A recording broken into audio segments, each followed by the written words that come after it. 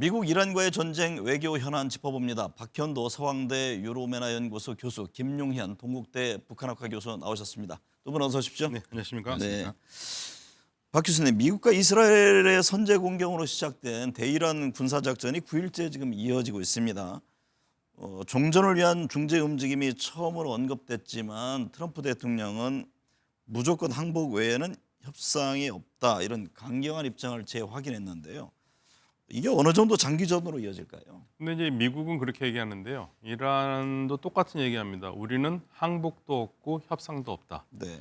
그래서 지금 장기전으로 갈 수밖에 없는 상황인데 이란은 일단 장기전으로 가면은 이란이 더 유리하다고 보고 있습니다. 그래서 사실은 이 미국은 빨리 전쟁을 끝내고 싶어하는 마음이 있는데요. 아마 지금 움직임 중에 하나가 그 에스파한 쪽에 지하 터널에 그 지금 함몰돼 있던 우라늄 농축분 60% 농축분이 약 450kg이 그 안에 있는데 네. 뉴욕 타임즈 보도가 나왔거든요. 그런데 거기에 지금 들어갈 수 있는 통로가 있답니다. 네. 그래서 이란이 그거를 다시 되찾을 수 있다라는 얘기가 나오면서 미국이 특수부대를 보내서 그거를 탈취하려고 하는 작전을 세우고 있다고 그러거든요. 네. 만약에 그거를 탈취를 한다면 그걸로 전쟁 승리를 선포할 수도 있을 것 같다는 네. 생각이 듭니다. 김용현 교수님, 네네. 미국은 협상보다는 군사 작전 완수에 무게를 두는 분위기입니다. 방금 이제 박 교수님 설명이 있었습니다만 네네. 백악관은 이란이 또는 미국에 위협이 되지 않는 상태가 되면 그 자체가 사실상의 무조건 항복 상태라고 설명을 했는데요. 네. 미국에 위협이 되지 않는 상태는 구체적으로 어떤 상황을 염두에 두는 걸까요? 세 가지일 것 같은데요. 하나는 군사적으로 이란이 핵 능력이 제로가 되는 겁니다. 지금 말씀도 있었지만 핵 능력을 이란이 계속 갖고 왔고 실제 성사 그 핵 미사일 또는 핵 개발 완성 단계까지 가지는 못했지만 그 중간 과정까지 왔었거든요. 네. 그래서 이제 그 과정 자체를 완전히 없애는 게 미국의 군사적 목표인 것 같고요. 두 번째 정치적으로는 이제 친미 정권 또는 미국에 반대하지 않는 정권의 수립 이 부분에 이제 굉장히 중요한 포커스를 맞추는 것 같습니다. 그래서 미국과 관계를 그동안 적대적 관계였다는 것을 이제는 좀 더 완화시키면서 미국과 우호적인 또는 미국에 반대하지 않는 정권 이게 이제 미국의 목표인 것 같고 네. 포괄적으로 보면 이스라엘 입장에서 보면 부담이 없는 이란 정권의 탄생 이게 아마 트럼프 대통령이 생각하는 그런 목표인 것 같습니다. 네. 박 교수님, 트럼프 대통령은 이란의 차기 지도자에 대해서도 구체적인 조건을 제시했습니다. 사망한 하메네이처럼 종교 지도자에도 상관없지만 대신 미국을 잘 대하는 지도자면 된다, 이런 취지로 말을 했거든요. 사실상 이란의 전쟁을 끝낼 수 있는 어떤 선택지를 제시한 셈인가요? 네, 이거 굉장히 유화적인 발언인데요. 네. 그전에는 종교 지도자는 안 된다는 얘기는 정권 교체를 얘기하는 거거든요. 체제 네. 교체. 근데 이제 종교 지도자가 돼도 괜찮다는 얘기는 최고 지도자 시스템은 괜찮다 얘기를 하고 있는 거고요.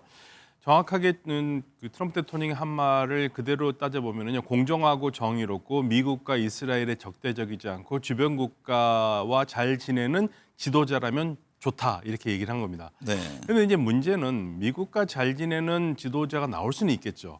그런데 이런 식에서 미국과 잘 지내는 종교 지도자가 나올 경우에 과연 그 이란의 혁명 수비대 강경파가 그런 지도자를 인정하겠느냐, 그건 또 다른 문제입니다. 왜냐하면 미국이 마치 조건에 맞춰서 이란이 지도자가 되는 느낌이 들거든요. 그러면 당연히 강경파에서는 그런 지도자에 대한 충성을 맹세하지 않고 또 다른 생각을 할 가능성이 있죠. 네. 김 교수님, 관건은 이란이 이를 받아들이냐라는 점인데요. 사실상 미국의 항복을 선언하는 것이기 때문에 강경파인 혁명수비대가 권력을 장악하고 있는 상황에서 실현 가능성이 적은 것 아니냐, 이런 또 얘기가 나옵니다. 그렇습니다. 뭐 이란은 아시다시피 페르시아 제국을 운영했던 나라입니다. 네. 그리고 인구가 거의 1억에 가깝고 자연설 스키장이 있는 나라입니다. 그만큼 큰 나라이고 또 지형적으로도 굉장히 그 산악지대가 많은 국가입니다. 네. 그래서 군사적으로 사실상 이란의 항복을 선언하는, 그러니까 미국 입장에서 항복을 받는 이런 상황이 그렇게 간단치는 않다. 네. 특히 이제 말씀하신 것처럼 혁명 수비대가 권력이 유지되는 상황에서는 더더욱 쉽지 않다. 그리고 또 하나 이제 미국이 지상전을 펼쳐서 이란을 장악해야 되는 게 마지막 수순일 수 있을 것 같은데요. 이 지상전 같은 경우는 사실은 제2의 아프가니스탄 전쟁이 될 가능성도 높다. 네. 이런 우려들이 나오고 있을 정도로 이란으로의 어떤 지상전은 만만치는 않다고 볼 수 있습니다. 네. 또 마지막으로 보면 이란의 이제 반정부 세력이 광범위하게 조성돼 있느냐 그렇지 않습니다. 네. 그러니까 이란 내에서 지금의 이 신정 정권을 뒤엎을 만한 그런 세력들이 준비가 돼 있지 않은 상황에서는 간단치는 않다라고 볼 수 있겠습니다. 네, 박 교수님 후계자 확정을 미루고 있는 이란이 하메네이의 차남 모즈타바를 고집할지 아니면 새 지도자를 내세울지에 따라서 이게 하나의 전쟁의 분수령이 되는 것 아니냐 이런 분석들이 나옵니다. 지금 이란 최대 반체제 신문인 이란 인터내셔널의 보도에 따르면요. 네. 내부 소신통을 인용해서 최고 지도자를 선정하는 과정에서 한 약 14명 정도의 의원들이 88명 의원이 투표를 해야 되거든요. 그러니까 한 14명이 이 절차에 문제가 있다 하면서 거부를 하고 있답니다. 네. 그러니까 지금 그 말이 맞다면은요. 아마도 지금 머지타바로 뽑아놨거나 아니면 뽑으려고 그러는데 반대파들이 있다는 얘기거든요. 네. 이게 쉽지가 않습니다. 뽑아도 문제입니다. 왜냐하면 모지타바를 뽑은 다음에 뭐 국제적으로 모지타바가 새로운 지도자를 하는 순간 미국과 이스라엘은 반드시 제거 작전을 할 거거든요. 네. 원래 모지타바도 제거 작전을 하려고 그랬었는데 실패를 한 거거든요. 그때 같은 회의 없었기 때문에. 네. 그래서 모지타바를 뽑았다 하더라도 이란이 발표하기는 쉽지 않은 상황입니다. 네. 김 교수님, 네네. 미군 장대한 분노 작전 첫 주 만에 이란 함선 43척을 무력화했고 또 3,000개 이상의 목표물을 타격했으며 속도를 늦추지 않겠다 이렇게 네. 강조를 하고 있는데요. 일각에서 제기된 무기 고갈에 대한 문제는 어떻게 보세요? 저는 무기 고갈은 이미 되고 있다고 봅니다. 그러니까 미국이 지금 보면 트럼프 대통령이 무슨 이야기를 했냐면 로키드 마틴 또는 보잉 그쪽의 지도자, 그러니까 경영자들을 데려다가 이야기를 했는데 최상급 무기 생산을 4배로 늘려라 이런 이야기를 했습니다. 그 이야기는 뭐냐면 무기가 지금 상당히 부족하다, 많이 지금 소모를 했다 이렇게 볼 수가 있겠습니다. 지금 우리가 그 하나 예를 들어서 보면요. 페이트리엇 미사일을 로키드 마틴이 생산하고 있는데 1년에 최대 생산할 수 있는 양이 약 600기 정도입니다. 네. 그러니까 600기라 하면 이제 그 이란 주변에 있는 그 중동 국가들도 지금 페이트리엇 미사일 체계를 일부 갖고 있는데 상당히 많이 소모가 됐을 것이다 이렇게 볼 수가 있겠고요. 네. 또 하나 보면 지금 샤헤드 드론이 지금 보면 샤헤드 136이 한 2, 3천만 원 정도면 한 기를 만들어내는데 네. 그것을 추격하는 페이트리엇 미사일은 한 기당 60억짜리입니다.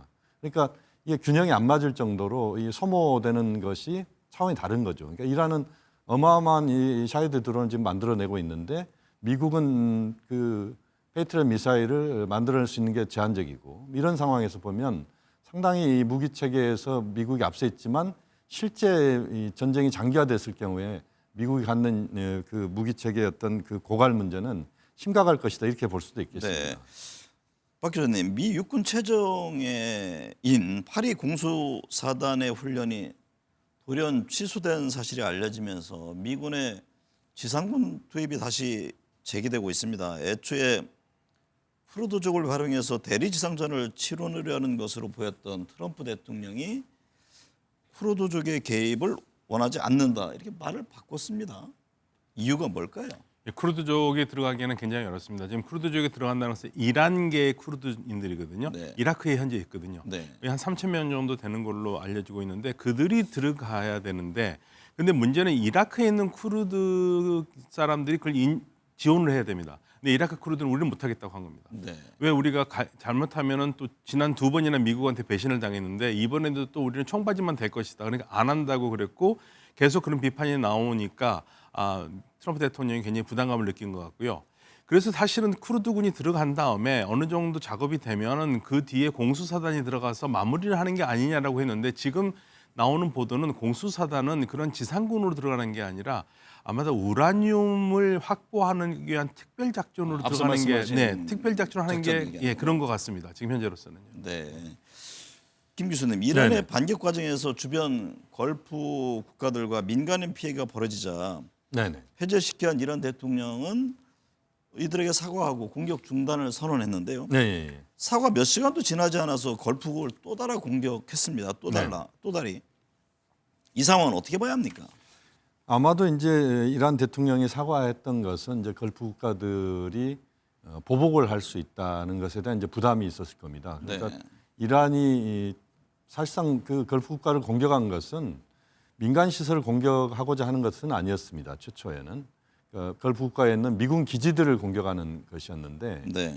그 공격 과정에서 이제 민간 시설도 타격을 받았고 그 과정에서 그 걸프 국가들의 반발과 이란에 대한 보복 공격 이야기가 나오기 시작했고 그렇기 때문에 이제 이란이 이제 그 대통령이 사과를 했다고 봐야 되겠죠. 네. 그런데 그 이후에 공격을 보면 그 걸프 국가에 있는 미군 기지들을 이란 입장에서 계속 공격을 하고 그 과정에서 이제 걸프 국가들의 공포심도 자극하고 그러면서 이제 전쟁 과정에서 보면 이제 미국에 대한 타격을 직접 타격하기 어려운 조건이기 때문에 이제 네. 간접 타격하는 이런 식으로 이제 전쟁을 끌고 가는 그런 전략이어서 사실상 이란 대통령이 그런 사과를 했음에도 이런 주변 국가들에 대한 공격은 앞으로 간헐적으로 계속될 가능성이 높다 이렇게 볼 수 있겠습니다. 박현도 교수님, 러시아가 이란에 미군 자산의 위치 정보를 제공하고 있다는 주장이 제기됐습니다. 전쟁에 대해서 원칙적인 입장만 밝혀온 러시아가 물밑에서 이란을 돕고 있는 것 아니냐 이런 분석인데요. 이게 맞는 해석입니까? 제일 처음에는요, 사실은 중국이 돕는 게 아닌가라는 의심을 많이 했습니다. 네. 왜냐하면 중국의 위성 바이두를 쓰고 있고요. 중국 위성에서 지속적으로 미군의 그 위치를 같은 사진들을 계속 공개를 많이 했었거든요. 네. 그래서 아마도 이란이 중국과 물밑에서 무슨 기술 협력이 아닌가 했는데 지금 워싱턴 포스트가 보도한 거거든요. 네. 이건 러시아가 한 거다. 러시아가 왜 했느냐면 러시아 우크라이나 전쟁 때 바이든 행정부 때 러시아의 자산을 우크라이나가 알려줘서 러시아가 굉장히 피해를 많이 봤잖아요. 네. 거기에 대한 보복이라고 얘기를 하고 있고요. 그래서 이번엔 사실은 굉장히 정확하게 이란의 미사일이 가서 꽂히고 드론이 가서 공격을 한 게 이런 러시아의 기술 제공이라고 거의 이제 확실해진 것 같고요. 이래서 이제 미국이 조용하게 지금 러시아에게 그렇게 하지 말 것을 지금 요청하고 있습니다. 그러니까 네. 아마 러시아가 하는 건 맞은 것 같습니다. 지금 이제 관련해서 또 예의주시하고 있는 게 이란은 유럽이 참전하면 보복하겠다 이런 입장을 네. 냈잖아요. 하지만 지금 미국 폭격기가 영국 본토지에 등장했는데요. 유럽과 러시아가 전쟁에 관여할 경우에 이게 중동 전쟁을 넘어 세계 전쟁으로 번질 수도 있는 것인지 그 가능성은 어떻게 보세요? 근데 러시아가 참전할 것 같지는 않고요. 영국에서 항모를 보내겠다고 미국에 얘기했다. 트럼프 대통령이 보기 좋게 거절했습니다. 네. 우리가 다 이기고 있는 전쟁에서 쉽게 말하면 숟가락 얹는 거 원하지 않는다. 왜 진작에 안 도와주고 이제하냐 하면서 영국의 참전을 미국이 거부를 했거든요. 그러니까 아마도 더 이상 크게 하지 않고 미국과 이스라엘로서 이 전쟁을 끝내려고 하는 것 같습니다. 확전되기는 그렇게 쉽지는 않을 것 같습니다. 네. 호르무즈 봉쇄가 계속되면서 국제 유가는 또 치솟았습니다. 배럴당 90달러가 넘었고 역대 주간 최대 폭으로 상승했는데요. 전 세계가 직격탄을 맞자 미국은 급한 대로 러시아 원유 제재를 풀겠다고 나섰는데 이게 네. 해결책이 될까요? 근본적인 해결책이 되기는 어렵다고 봐야 되겠죠. 다만 이제 지금 호르무즈 해협 봉쇄 지금의 그 가장 승자는 누구냐 그러면 러시아라는 이야기가 나오고 있습니다. 그동안 러시아는 이제 제재 때문에 그 유럽 국가들이나 또는 인도나 이런 국가들의 그 석유를 제대로 팔 수가 없었습니다. 그렇지만 이번에 호르무즈 봉쇄 이 과정에서 러시아산 그 석유가 이제는 완전히 풀리는 이런 상황이 됐고 네. 또 웃돈까지 얹어주는 이런 상황이 됐습니다. 그렇기 때문에 이제 러시아가 승자다 이런 이야기를 하고 있는데 다만 이제 러시아가 갖고 있는 원유 생산량과 그것을 국제 시장에 푸는 것은 어쨌든 제한적인 것이고 네. 호르무즈 해협은 거의 뭐 20% 이상의 전 세계 석유 유통량의 어떤 20% 이상을 장악하고 할 수 있는 그런 그 중요한 공간이기 때문에 네. 궁극적으로 호르무즈 해협이 풀리지 않으면 국제 유가가 떨어질 가능성이 높지 않다. 러시아산 지금 이 문제를 풀어주는 것은 어떻게 보면 뭐 단기적인 수습책은 될 수 있지만 중장기적인 수습책으로서는 적절하지 않다 이렇게 볼 수 있겠습니다. 근데 문제는 앞으로잖아요. 그 전쟁이 4주 이상 길어지면 유가가 뭐 100달러 이상으로 치솟을 수 있고 또 카타르 에너지부는 150달러 이상도 전망하는 그런 상황인데요. 전쟁이 끝나기 전에 이게 근본적인 해결책이 되지는 않잖아요. 근데 지금 베센트 재무장관이 무슨 말을 했냐면요. 러시아산 원유를 풀 수 있다. 네. 여세선 제재를 풀 수 있다. 함께 동시에 그리고 수억 배럴에 달하는 제재 대상 원유가 해상에 있다.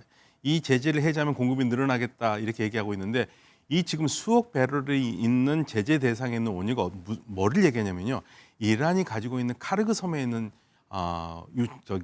석유 저장고를 얘기합니다. 네. 이란이 석유 수출한 거의 90% 거기에 있습니다. 그래서 지금 그걸 미국이 확보했다는 얘기인가요? 아니 그 섬을 어쩌면은 그 섬을 점령하려고 할지도 모르겠습니다. 네. 그 섬을 점령하면 이란 석유를 뺏으면서 90%의 이란 석유의 90% 생산한 걸 가질 수 있으니까 그걸 시장에 풀 수 있다는 얘기지 않습니까? 네. 그래서 아마도 그거를 얘기하는 게 아닌가. 거의 지금 그 이란 석유를 확보를 해서 이 시장의 혼란을 풀겠다는 미국의 작전이 있는 것 같습니다. 네. 중동 전역에 우리 국민의 긴급 대피 이어지고 있는데요. 정부 아랍에미레이트에 머무는 국민의 안전 기구를 위해서 이번 사태 이후 처음 전세기를 투입했습니다. 어떻게 보고 계세요? 좀 발빠른 대처라고 볼 수 있을까요? 네, 발빠른 대처를 하는데 사실은 이제 그렇지만 그 우리 정부의 움직임과 현지에서 교민들 간에 확실히 다 맞아떨어지는 것 같지는 않아요. 네. 정부는 열심히 한다고 하지만 교민들은 상당히 불만이 있는 부분이 있는 것 같습니다. 그래서 대사관이 움직이는 거를 좀 더 빨리 움직였으면 좋겠다.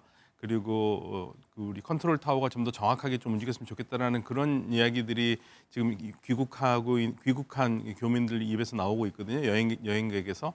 그래서 그런 부분들은 아마도 우리 정부가 소홀히 하다기보다는 현지 정부와의 밀접한 관계를 통해서 여러 가지 그 항공편을 마련해야 되는데 그런 점에서 약간 교민들이 생각하기에는 부족한 점이 있었던 것 같아요. 네. 그래서 저는 이번 정부가 국민을 위한 정부니까 이 교민들이 그런 마음이 들지 않도록 일일이 좀 잘 달래고 확실하게 정보를 정확하게 주면서 교민들이 흔들리지 않고 정부를 믿을 수 있는 그러한 것을 다시 한번 점검해 봤으면 좋겠습니다. 방금 전에 이재명 대통령 내일 긴급 점검 회의를 갖는다는 그런 또 내용이 들어와 있네요. 김 교수님, 네. 미국의 다음 목표가 북한이 아니냐 이런 우려의 목소리가 나옵니다. 많은 네. 전문가들이 분명히 북한과 이란은 다르다고 하고 있고 북한과 미국 또 상호 대화의 가능성을 지금 열어놓고 있는데요. 맞습니다. 물론 이제 과장된 공포로 보이기는 합니다만 네. 미국과 북한의 관계 어떻게 보고 있습니까? 지금 미국이 다음은 북한 아니냐 이런 이야기들 간간히 그 우리 사회에서도 여러분들이 하고 있고 네. 그런 우려가 있는 것도 사실입니다만 두 가지 측면에서 그건 쉽지는 않습니다. 하나는 핵입니다. 미국의 입장에서 보면 북한은 핵 보유국으로 볼 수가 있고 네. ICBM을 이미 북한은 보유하고 있기 때문에 그 중동의 이란과는 차원이 다르다 이렇게 말씀드릴 수가 있을 것 같고요. 네. 또 하나는 이제 지정학적 측면인데 중국, 러시아가 지금 북한과 직접 국경을 맞닿고 있고요. 또 대한민국, 한국이 지금 휴전선으로 북한과 맞닿고 있는 상황입니다. 이 상황에서 미국의 군사작전이라고 하는 것이 북한에 적용되기는 간단치 않다 이런 점에서 실질적으로 그 북한이 이란 다음이냐 이 소리는 뭐 쉽지는 않은 이야기인 것 같고요. 네. 어쨌든 미국과 북한의 관계라고 하는 부분은 지금 뭐 트럼프 대통령 입장에서 북한 문제는 외교 수위에서 가장 지금 뒤에 밀려 있다 이렇게 보셔도 무방합니다. 네. 그렇기 때문에 북한과의 관계를 현재 관리하는 정도로 미국은 아마 접근할 가능성이 높다 이렇게 보여집니다. 네. 오늘 두 분 말씀 감사합니다. 감사합니다.